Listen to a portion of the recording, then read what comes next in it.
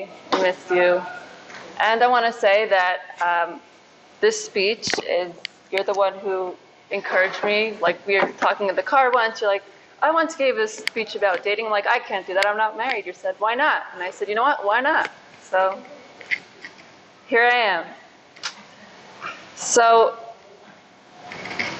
like I said, it's kind of one of those things that if you're in the midst of trying to go from happily single to happily not single, like, well, what do I have to add? But the truth is that I've been doing this for quite a while, so I've been doing it with, I believe, a happy heart, so that's definitely, I can say, an accomplishment. And I want to talk about how you can go from seeing dating as just something you have to do to a process that can really make you a better person. So it's not easy. It takes ingenuity, and it takes the willingness to try new things. But my story is going to start over 10 years ago when I was in high school. My friends and I were coming back from a field trip, and like all 15-year-old girls, we were talking about boys. What else, you know? It was a hot topic back in the day. And we had the discussion of, well, how do you want to meet your husband? And people threw out different ideas like, I want to meet him in college, or I want to meet him as a counselor in a camp. And others are like, well, in a youth group, that's how my parents met. Basically, no one said blind date. And I can say as an adult, people still feel that way very much in their 20s and 30s per se. And I think it's because people want to believe there's going to be more to the story than, okay, we got set up and that was that. People want to feel there's something really special about how they met their person. And well, I can't say, I think just try whatever works, and once it works, you'll know if it worked.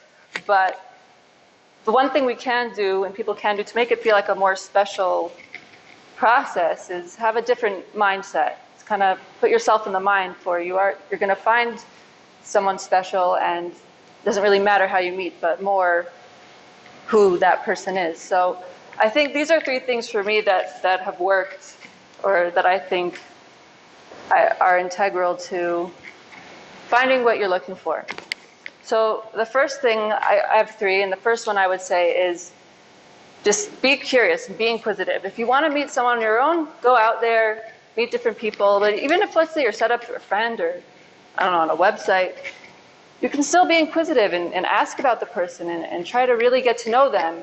And I think sometimes people are afraid to do this, especially if it's in like an informal setting where you know, you're at a party or something like that, because you're afraid someone's going to say, I'm not interested, or no thank you. But think about it. Is it going to matter in a week? Is it going to matter in a month or a year? And think about when you're 90 years old and you're sitting there in your apartment, you think you're going to think, oh, I'm glad I didn't do that. Or you're going to say, wow, I was a real gutsy whippersnapper.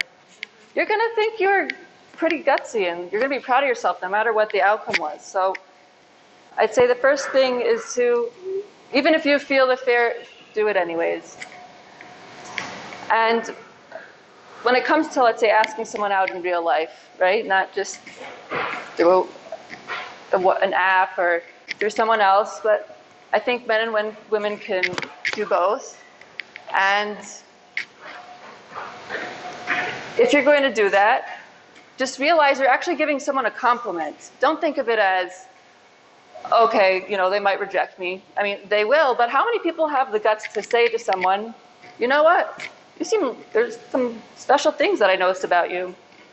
And I think that's really nice. How many people get compliments saying, like, I actually see you, I see something special about you. And like I said, that takes guts. And it actually, I think, makes you feel better when you realize it's not just a big deal. It's not a big deal. And maybe you'll be embarrassed for a little bit, but what if it works out? that could be really good. And that's the second one. And the third one, which is something that I mentioned in the beginning, is you should let dating make you a better person. It's very easy to let dating and the whole process make you bitter.